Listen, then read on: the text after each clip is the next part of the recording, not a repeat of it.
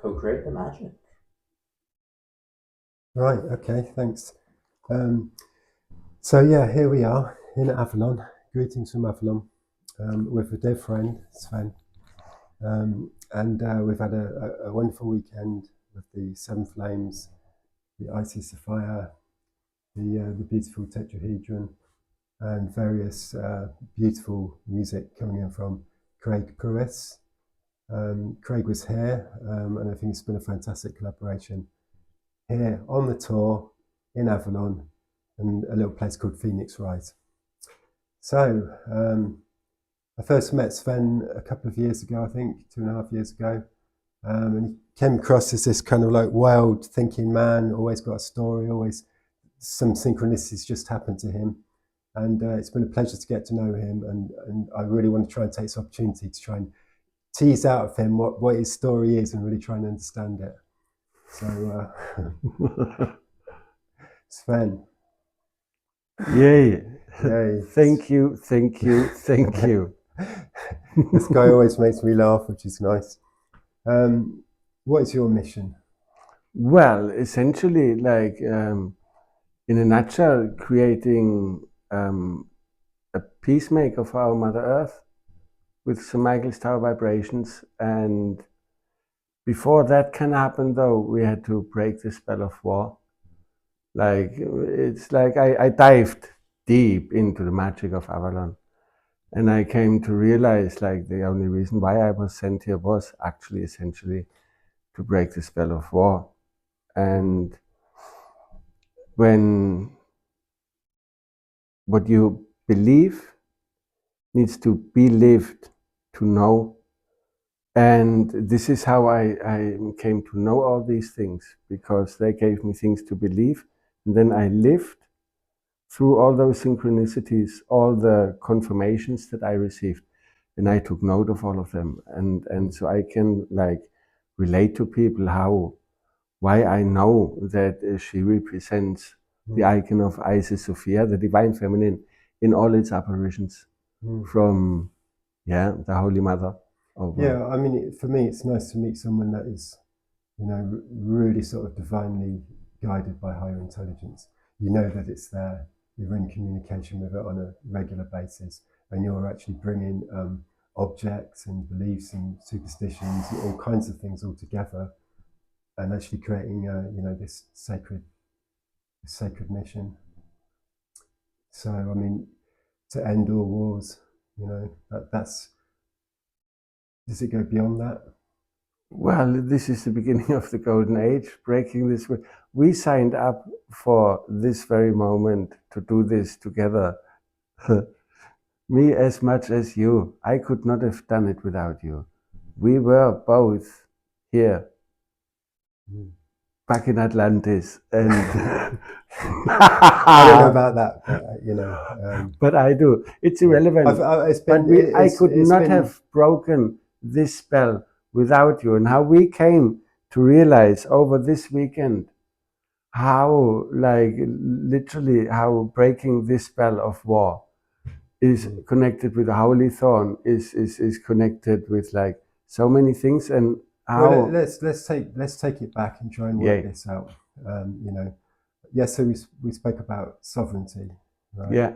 And it's well known that the Glastonbury was basically ordered, in the time of King Henry VIII, to basically bow down and give, basically give sovereignty to the monarch, and so in that sense, all the people that bowed down, they lost their sovereignty. But in fact, in Glastonbury, we have the story of. Well, essentially, Joseph Arimathea, he came here, like according to legend, he came here and he planted a Holy Thorn, and he built the first church dedicated to the Holy Mother. And his journey here, that was the great quest for the Piscean Age. On this journey, he was getting so many miracles happening, like back in the days, like when these things happen and people witness those things. These were little miracles, like all the stuff. And the miracle that's been passed down to us is him putting his staff in the ground when he arrived on Wirral Hill, and it actually then flowered Yeah. Came back to life, and that was the Holy Thorn, and famous for the fact that it flowers at Christmas time, right? Yeah, twice a year. And it's like, so basically, after he had planted his staff there, he was told to build a church dedicated to the Holy Mother in the valley where the abbey is right now. And the tribes, the local tribes, they gave him the 12 heights of Glastonbury as a sovereign state. Mm-hmm. And we can even date this. It was all in the 1st century. Jesus has only just been, crucified. And within that 100, 200 years, that probably was a renaissance there, before the church was then able to stamp it down with the doctrine of the Bible. And essentially the church stamped it down. When Joseph Arimathea came here, in his mind, the Holy Trinity was the Holy Mother, the Holy Father, and the Holy Son. And then he built the church dedicated to the Holy Mother. That was the first church that was built.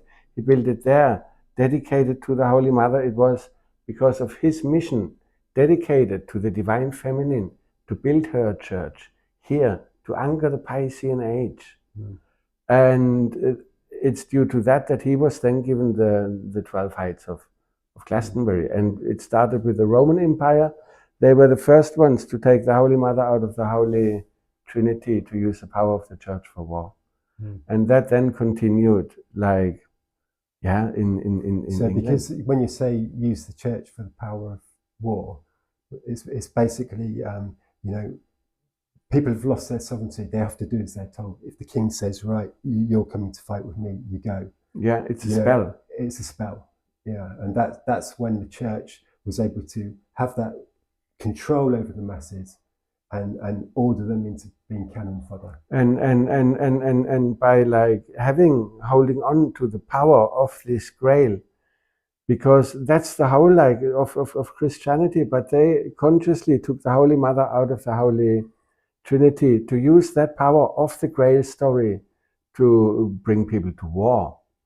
And it's like all those religions that send people to war, they all suppressing the Divine Feminine. And that's kind of like, that's why it's so important that she gets reinstated consciously with all the facts for humanity to realize that like they put humanity under a spell of war that makes people kill each other. Yeah, we've been locked in that for thousands of years.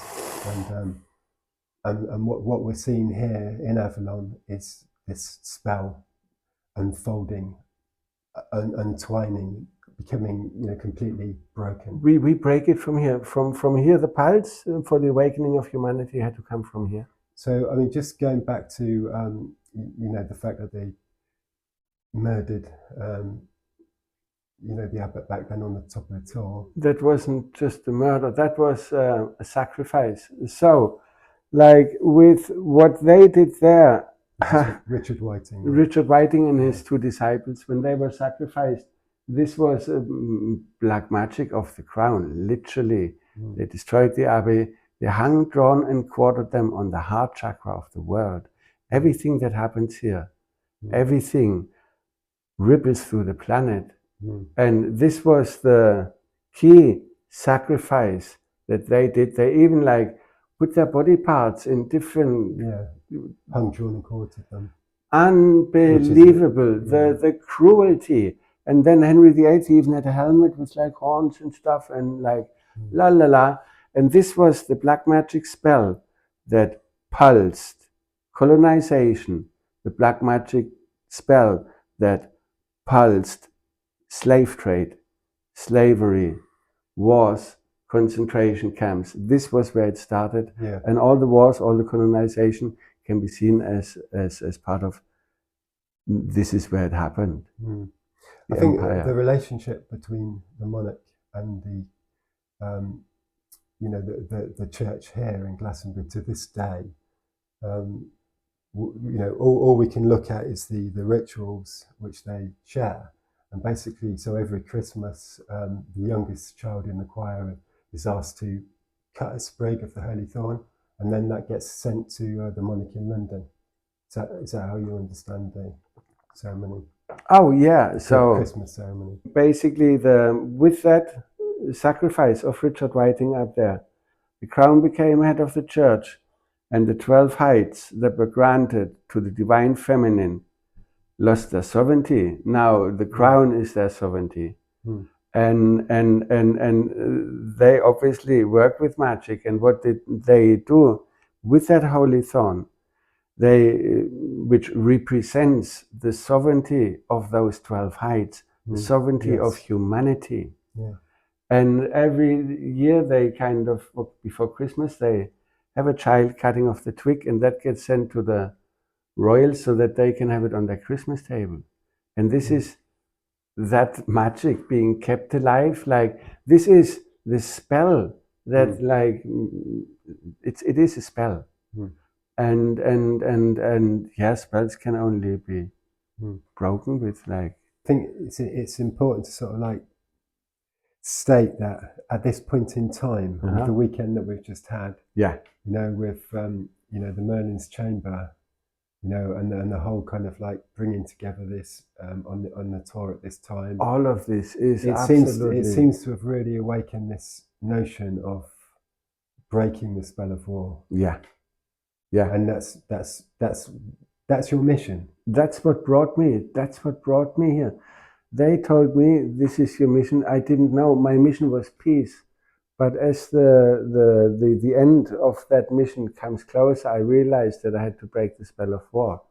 How can I know that? Like, of course it's a spell. It's so obvious. But at that moment, this whole thing with breaking the spell of war, what I realized when I connected with Glastonbury tour and the energies of Richard Whiting, and the realization that this was a black magic spell. And you've actually taken her up to Wirral Hill by the thorn. You've done ceremonies there both before the new thorn was there and now after as well. Yeah. And so you've anchored her into that space. Well, tell us about how you anchored truth into her. You refer to the thorns. So I got one from the one next to the town hall. Right. And that one and they was were giving planted. it out to people in the audience, of which you were one of them. Yeah. And then you took that thorn, which they gave you from the Holy Thorn. Yeah. And then was it? So before we went to Ireland, with the ceremony, we injected the magical powers of the crown into her armpit. I broke it off, and then I burned the magic of the crown on this lamp and let the ashes kind of absorb it. And then we went to Ireland to bring the magic back, to break the spell of war, and to break the spell of the crown. Basically, what they did. You'd taken a thorn with you. Yeah, To make I was ceremony. given another thorn, and then to make a second ceremony. The woman that gave me that second thorn to do the second ceremony in like Ireland, she told me, you will know when and where to do that ceremony. And then at a random beach, I lose a tooth and it doesn't hurt. And it turned out to be the same beach where St. Patrick lost his tooth. And then I knew that this would be the beach to do this ceremony. Right. I went to the church, the ruins of it, that looked literally like a face in the wall. And this was to plant the second thorn into her. Yeah. Because she's Sophia, which is wisdom, right? Yeah. And Isis and... Yeah. So basically she presented herself to me like as the Holy Mother Mary of the Seven Flames, the Divine Feminine in all its apparitions, but more concisely Anthropo Sophia, which is like the relationship of humanity with the Divine Feminine wisdom. So am I right in thinking that the thorn's representative of truth, you put in that into her, and in our times now what we're finding is that, without censorship, with free speech, that the truth is part of this new renaissance, which will enable people to be in control, that can stop the Ukraine war. This is literally the golden age starts now. Yeah. And in the golden age, and you were in Kiev in Ukraine to sort of like make that prayer for that to happen. Make that prayer for that to happen, and so shall we stick with the thorns, because there's still 2 thorns missing? Yeah. We stick with the timeline of the tell thorns. Us about the other 2 thorns. So first thorn before we went to Ireland, second thorn in Ireland at the beach where St. Patrick lost his tooth, third thorn. They did a ceremony so I had realized that every year when they cut off the Holy Thorn from St. John's Church, that they give their sovereignty away, which is based on black magic sacrifice. Yeah, right. And then I went and hijacked the ceremonies, the energies of the ceremony, by going there like half an hour after the whole group. I also cut off a Holy Thorn.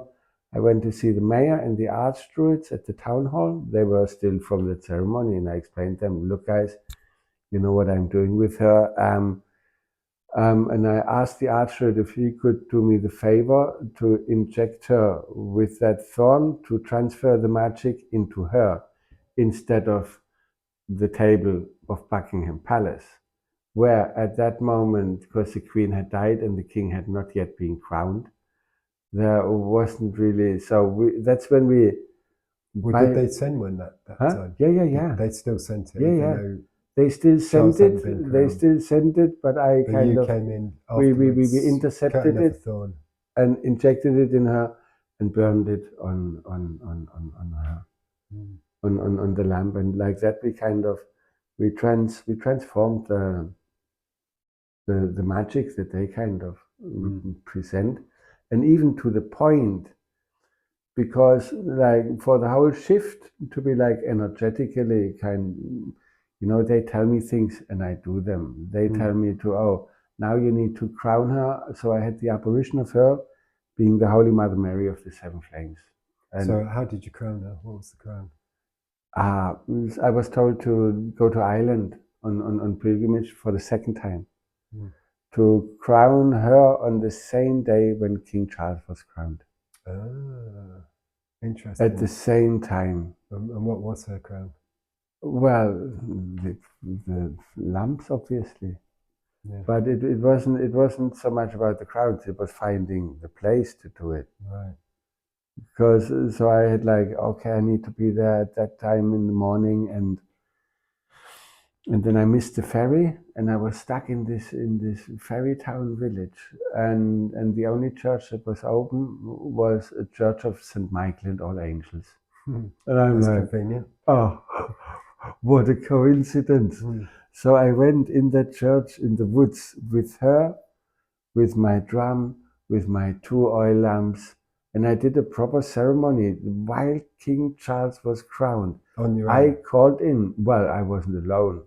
It was me, her, and all the angels, St. Michael and all the angels, quite literally.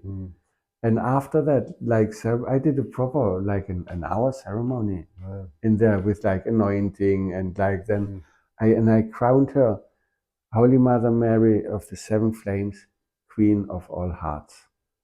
I crowned her Queen of all Hearts. And I thought it was really nice that back in the day everybody thought that England... It just reminds me of the Lady Diana, because... That's what I just wanted to point out. Yeah. That back in the days... You're actually bringing her in as well, which is nice. Yeah. No. Like she went against the crown. This is her, like she's the Divine Feminine. Lady Diana represented the Divine Feminine. Yeah. And then even the beauty of it. So back in the days, everybody thought that one day when King Charles will be crowned, she will become the real Queen of Hearts. Yeah, right. Interesting. Everybody had called her that already. They knew that this day then would become real. Queen of Hearts. And like that, it literally became real.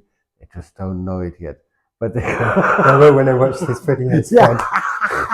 You'll be taken to London Tower, mate. You better hope there's ravens there to protect you.